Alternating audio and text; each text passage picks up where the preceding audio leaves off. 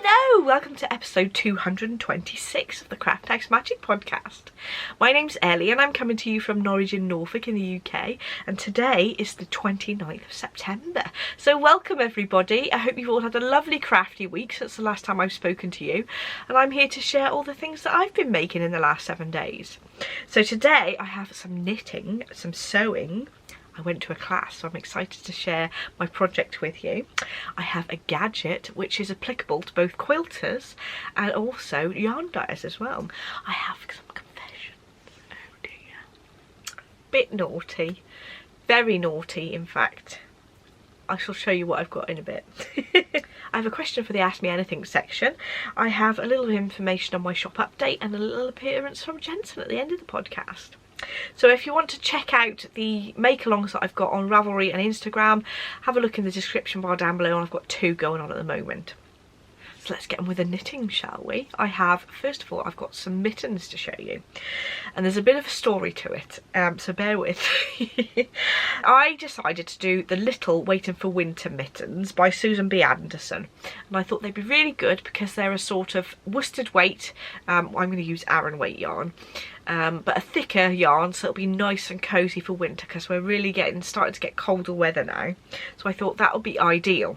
The pattern goes from 6 months to 12 years. So I thought if I purchase it, I can use it again and again and again when Jensen gets older, and up to 12 years. That's quite a long time's worth of mittens. So I thought it'd be well worth purchasing the pattern. So first of all I knitted the 6 to 12 month size, because I thought he's 10 months and I didn't think his hands were very big, so I thought, well, I'll just knit the very small ones and it won't take me long to whip up the next size once he grows out of them. Well, I knitted actually 1.5 mittens for the 6 to 12 month size, and I then got the opportunity to try them on Jensen. Now this is absolutely tiny.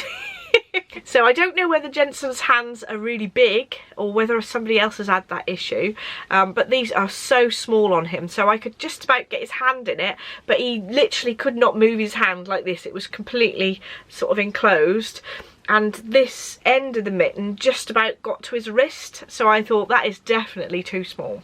So they've got a size 12 to 24 months as well, but it was only actually a couple of stitches wider, and I thought that's going to be a little bit tight as well. So I've actually started to knit the 12 to 24 month size, and I finished one, and this is how it looks. So this yarn is actually some yarn that I bought for my antler cardigan, which I don't actually stock in my shop now. It's got neps in, but I do stock just the standard Aran weight merino yarn. But I haven't got this colourway in the larger skeins as yet. These 2 colours are from my Fade Grey mini set, and I will dye them up in full skeins and have them on the website soon. But if you do want some in the meantime, I'm very happy to dye these colours, so drop me an email if you do want these colours to be dyed up on any of my bases. Anyway, these 2 colours I thought would stripe together really nicely, and I pretty much did the standard 12 to 24 month mitten, only that I knitted the cuff a little bit shorter because I thought, because his hand's probably on the smaller side anyway, I won't do the cuff too long. And I have tried it on him, and to be honest, the thumb fits him absolutely perfectly, and he's just got a little bit of extra room in the top of the mitten, so they're not massive. So just be careful about what size you choose, whether your child's hand is going to fit a different size of age group. I don't know whether Jensen's got particularly large hands. I noticed that I measured from his wrist to the end of his finger and they were 2.5 inches, so I don't know whether that is sort of a normal size for his age, but I wanted it so that his wrist sort of came to there, so 2.5 inches gives me a little bit more room in the top of the glove, although actually his thumb is filling this thumb, so what I'll have to do is just knit in some more once his thumb doesn't fit here anymore. It's a very simple pattern. You've got a 2x2 rib on this size and up. The size lower than that you've got a 1x1 rib, obviously, because it's a bit smaller, but it's a very similar pattern. And I thought what might be interesting is if I knit the second mitten with the opposite colourway. And I've got a little bit done of the second mitten so far, and I've done them opposite colours because I thought that'd be really nice. So that is in progress at the moment, but I will try this mitten on and show you how small this is compared to Jensen's hands at the end of the podcast in what Jensen's wearing section. So you'll be able to see how big his hand is compared to the little mittens. But I am really pleased with the pattern so far, and once I finish the pair, what I'm going to do is knit some I-cord to go between them so he can put it in his cardigan or jacket, and then he can make sure he doesn't lose any mittens. So I just wanted to show you these needles that I'm trying out. So these are a gorgeous compressed wood DPNs. Now, I'm not normally a wood person, but these are really lovely, and they are very, very smooth as well. But they've just got a tiny bit of sort of grip on them so that your needles don't sort of slip out. And as a tight knitter, I find them really, really nice. So once they come out, I'm going to have a whole set for myself, I think. So these are called Phoenix needles, and they are made by the company who owns Higher. So I'm going to be stocking these once they get them in. Well, hopefully. I'm just testing them and they want feedback, so just thought I'd let you know about them so that you can keep your eyes out. But I am really loving knitting with these. They are so smooth, and I'm really quite surprised with how sort of sharp they feel at the ends, because sometimes with wooden needles I find that they're a little bit blunt. They don't look mega sharp, but they're sort of sharp enough to do the job, if that makes sense. So I'll keep you posted if they are actually released, and hopefully I'll be able to stock them in my online shop, because I do really love them.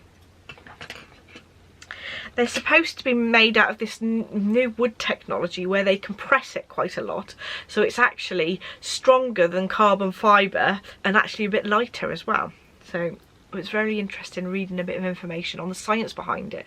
There's been some research in one of the universities, I think it's Maryland University in America, and that's how they've sort of come about making knitting needles out of it. But they're wanting to apply this technology for making sort of soft woods into harder woods, and I think they can compress it to about 20% of the size of original wood, so that it's actually compressed so much that it's mega strong. So I'm very, very excited about those. Anyway, that is my mittens that I'm working on, and I will hopefully have a finished pair of mittens next week. And I did actually, I forgot to mention, I did get a gauge on these. It's 5 stitches per inch, so I'm absolutely spot on gauge. I am using Aran weight yarn instead of the worsted weight yarn, which meant I actually chose 4mm needles, because I know, because it's a little bit thicker, I could get away with going down a little bit of the needle size. But I'm spot on with gauge, so it's just a very, very tiny mitten. So next, I've been working on some socks. I really haven't done much on these, but I thought I'd show you them anyway, because it's got an interesting construction. So these are the socks that I've been working on, and these are the Dehnungsfuge socks by, I think it's Nicola, Susen, yeah. And they are really coming in nicely. So you can see I've got some increases on the back of the foot there, and I've got some pearl and knit ridges on the front, and I think that looks really, really nice. And the finished sock was going to look really gorgeous. I really like the design of this, but I'll be interested to see how well the heel fits. So the colour I am using is a Riverknits My Heart Bleeds Wine there, and the contrast here is a Socks Yeah yarn that I got in my stash, and it is colourway 104 and Sven. So there, I haven't done much on them, so I thought I'd just show you how the increases are coming along at the back of the heel there. So these are my normal sort of favourites for knitting socks. These are the Higher Sharp, and this particular one's an interchangeable set of 2.5mm needles and miniature cables, because any needles below 2.5 or below, you have the miniature cables. But I really like using those for sort of general sock knitting. Lovely and sharp because they're the Higher Sharps. So that is all the knitting that I've got to show you this week. But I did do a class on Saturday, which was sewing. So I haven't actually finished these completely yet, but they are a work in progress. So I did a class by Helen Butcher, who is Little Patch Pockets. I will leave a link to her website because she does a lot of classes, and there's a list there of all the different classes she does and the costs and everything if you want her to come out to you. She's got like a rundown of the costs and also how much she charges for petrol and things for if she has to travel a distance, etc. So I'll leave a link to that page. But this is one of her gorgeous 3D patterns. So this is a 3D effect cube, you can see, and this is supposed to be a table runner and placemats, but I'm actually just going to do some placemats because our dining room table, I tried them out, and if I had the placemats either side, the table runner wouldn't go through the centre. So I'm just going to do all placemats for the table. So I'm going to do 7. Well, I've only made 5 tops at the moment, but I can finish those off at some point. So it's a really gorgeous pattern, and she went through it step by step of how to sort of assemble and also how to choose your colours, which is really important because you've got a light, medium and dark colour there to make it look 3D. So I've made 5 so far, and they're all the same, and we did them all in the class, but I didn't quite get a chance to start quilting them yet. But I love the sort of top so far, and I'm going to get those quilted and bound. I'm thinking I could bind it in a slightly different sort of turquoisey blue just to make them pop a little bit more. I will pop a picture on the screen of what her originals looked like with a table runner, so you can see what the table runner looks like. This is called the double up pattern, and this is a full day workshop that Helen does, but she also does lots of kits, and you can buy the patterns separately from her website as well, so I will leave a link to those. I've also purchased some patterns from her which will be in my confessions section. There's quite a few confessions this week. So my next section is Gadget, and it is related to quilting, but it is also applicable to yarn dyers. So I've been thinking about buying one of these for ages. So one of my suppliers for my sort of gadgets that I sell in my shop has had the Clover quick thread cutter, and I've been looking at it thinking, shall I try one of those and see what it's like for when I'm doing quilting and I'm doing chain piece, and you can then cut your threads between them. I use this to work on my placemats, but then I also thought, this will be really good for when I'm tidying up skeins of yarn after they've been dyed. So when I've dyed a skein of yarn, the ties on them are quite loose because the dye needs to get to the whole of the skein, so they're not very tight. So what I do then is when I've dyed them and they've dried, I tidy them up. So I tighten those ties and then I cut them using the scissors. Now started using this little gadget and it makes it a lot quicker. So if you're a yarn dyer, I recommend using one of these because it is sort of halved the time it took me to tidy up those skeins, especially mini skeins that I've been doing for the advents. I've been tidying up all those mini skeins and it takes an absolute age to do those. So having a little blade here that you can just pop the yarn over and cut it is just absolutely wonderful. I also think that this is a little bit less dangerous to have around the house compared to having a pair of scissors around if you've got children or animals. And one good thing about it is it's got a little dial on the front that you can turn round once that bit of the blade is not sharp anymore.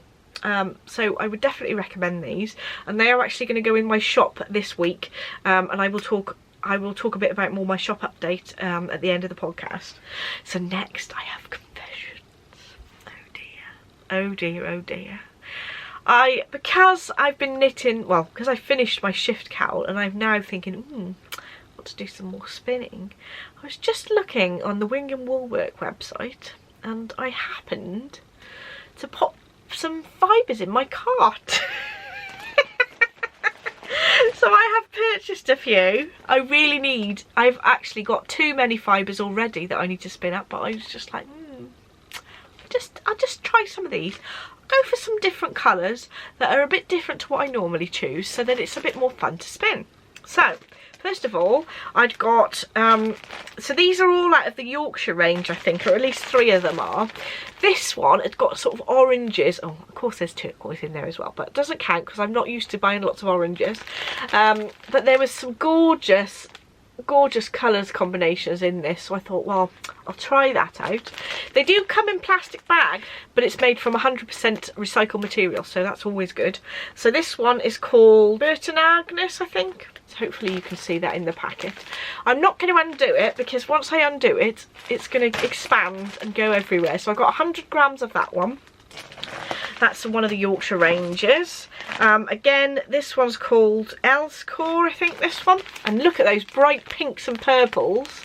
And these are all 100 grams of fibre, and it's already sort of blended together. And this is these are merino and silks, I think. And then, of course, I had to get some more just turquoise and grey. So that's just good, isn't it? There's sort of some silvery colours in there as well. And that one's called Hemsworth. So I thought, oh, that'd be nice. I did originally, when I was looking on the website, think that those two could go together, because I wanted to start thinking, well, I don't want to just buy random colours. I want to buy things that can actually be knitted together or crocheted together afterwards into a project. So I thought those would go together really nicely. And this one, I thought I've got some plains that I could put with that as well. But that's got a bit of turquoise in. I've picked loads of ones with turquoise in, I've realised. But this one hasn't got turquoise in. This one is called Summer Blend Peacock. I think this one is a merino as well, and it's got all pinks and purples in. So I thought that that would be really lovely as well. And I think, right, I'm gonna knit more and crochet more with my hand spun fibres. And for a start, I need to spin more as well. So that is what I bought, which I really didn't need to buy, but you know, you have to treat yourself sometimes. And the next thing I got was absolute bargain, so I mention it to you guys so you can get one too. So Patrick Grant from the Sewing Bee did these kits called Intro to Repair, Reuse, Revive, and I thought, I'd seen them before and I thought, oh, that's quite a good idea, but I'm not going to buy it because I've already got loads of scissors and bits and bobs and I don't need a starter kit, to be honest. But I went into Sainsbury's the other day and they'd reduced them to £1.50, so I had to buy one. And it's worth £1.50 just for the snips in there. So inside the box there's a little sort of booklet talking about what's in there and some instructions, I think, but I haven't read it, to be honest. There is a fiberglass tape measure, and fiberglass is always the best because they don't stretch. Tape measure. There's a whole box of glass head pins in here. There's some needles, little card of needles. There is some tailor's chalk in a little box. A little bit of tailor's chalk. There is a wax medallion for putting on your threads to make them so that they don't knot up so much. And a magnet, which he uses to collect his pins. And I thought, actually, what I could do is get some polymer clay and make something to sort of go around the magnet to make it a bit more interesting, and to use to store my pins as well. So that isn't all what's in there. There is also a thimble as well, and it is actually really good because I don't normally like thimbles that have got a top on because my nails always get in the way, and it's one with no top on, which is really good. So I'll have to try that out. I normally use one of the clover ones, which is sort of just one-sided, but this will be useful as well. And it's also got in it a pair of metal snips, which I thought were quite good as well. I thought, well, you could always do with an extra pair of snips. And what I think I'm going to do is I'm going to make a little leather case for the tip there so it doesn't snip into yarn and things, but they'll be really useful. There is loads of stuff in there for £1.50. It was an absolute bargain. And I also thought as well, the box itself is a nice, good quality box, and I'm really big into sort of organising things, and I thought that would actually be really useful, at least the bottom, because it hasn't got the notches out of it, to store things in my craft room, because it's a nice sort of plain box. So, absolute bargain. And last of all of my confessions is some patterns that I got from Little Patch Pockets from Helen, who did the class for the placemats. So I purchased these two. So this is actually instructions of how to make a book cover. I have made quite a few book covers before, but I thought having the pencils on the front of a notebook would be really cool. So I purchased that pattern, but it has got the instructions to assemble a whole book cover on as well. And I also purchased this one, which is basically like a little mini wall hanging, but I just thought that this piecing was so cute, and that's called River Delta. So I purchased that from Helen when she was at the class, but she does lots of patterns online as well, so I will leave a link to her website. So my next section is the Ask Me Anything section. I have a question from Carla. So she was asking me about, will I do any spinning or dyeing tutorials? Now, I don't feel like I'm a good enough spinner really to give you a proper tutorial as such, but I'm going to do Vlogmas this year, and I'm going to do some little days where I have some different crafts. So I will do a day or two showing you how I spin and sort of the basics that I keep in mind when I'm spinning yarn. I'm not an amazing spinner, and I tend to do just a standard process of spinning. I don't tend to do lots of different techniques in terms of spinning. I tend to stick to the same sort of routine, so I get a similar result each time. But I thought I would pop in the description bar some of the resources that I found really useful. When I first started spinning, I started with the drop spindle, so I will leave a link to a couple of the tutorials for drop spindling that I found useful. So I really got into that, and then I decided, oh, I'd love to have a go on a spinning wheel. So I did a class at my local yarn shop just to get into it. So I think if you really think that you might like using a proper spinning wheel, I do recommend going to a physical class, because it really helps having somebody there to help you through any problems that you might come across to begin with. So I do recommend that. So I did then sort of have a look at various tutorials online.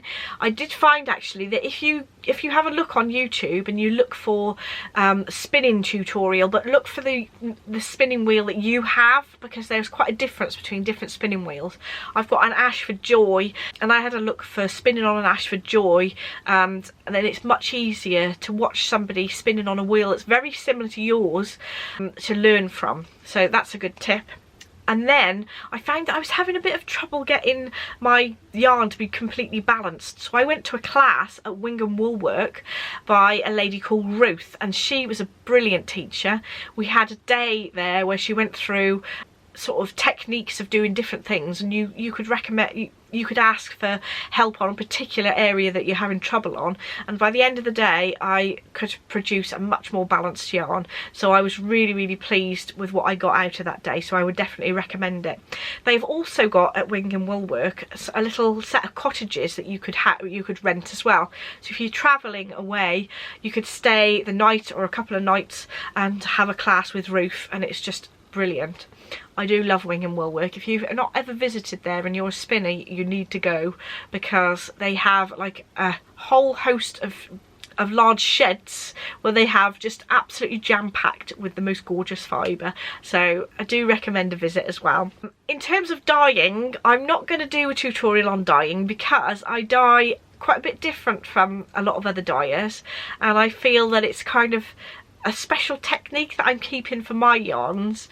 So as yet I'm not going to do a tutorial, but I might do at some point. One tip I have though is I started at the beginning with a book really, and I do recommend this book. It's called Hand Dyeing Yarn and Fleece by Gail Callahan, and I started from looking at this, and it actually goes through various techniques that you can use to dye yarn, and it just got me started really. And there's loads of other video tutorials that you can go on, and one that really sticks out in my mind, that Hugh Loco have a video set of tutorials on how to dye yarn, and I just really find those useful as well, so I will pop a link to those. So I hope that's helpful, Carla.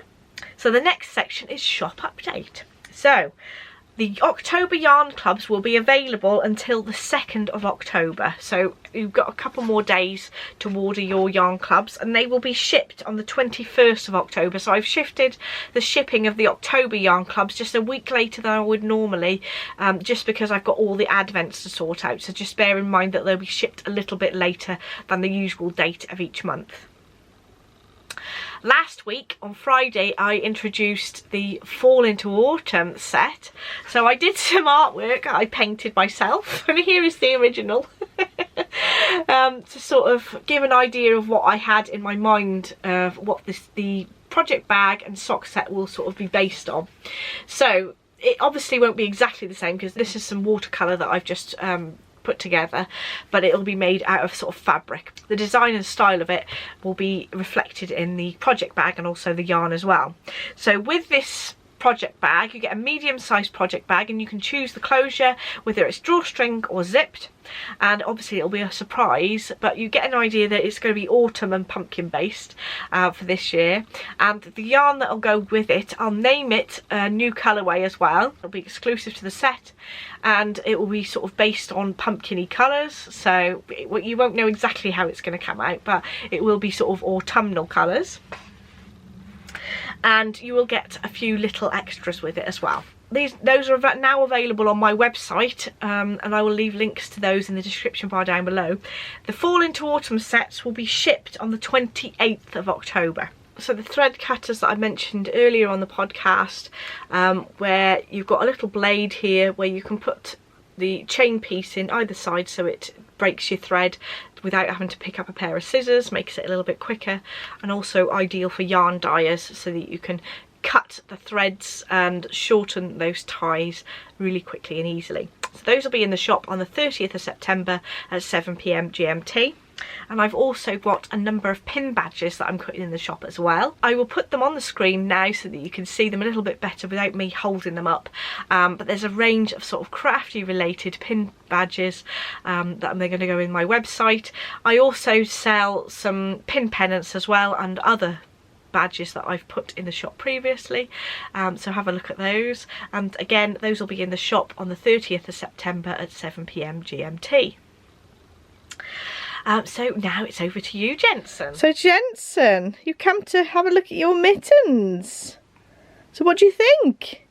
Is Daddy going to put it onto your hand to see what the size is? I doubt if we'll get it on him today, but you can see that that is going to be really, really tight, that little tiny one. And then the bigger one, I've got a glamorous assistant to help me, is just a little bit big, but it's pretty close. And that's going to fit much better than the 6 to 12 month size. So thank you very much, Jensen. He's just woken up from his sleep, so he's a little bit sleepy, aren't you, sweetheart? Yeah. Say bye-bye. Are you a sleepy sausage? Are you? Boop. Ah, thank you. Bye-bye. So thank you so much for watching. Don't forget to like and subscribe if you'd like to see more, and I shall see you in the next episode. Bye!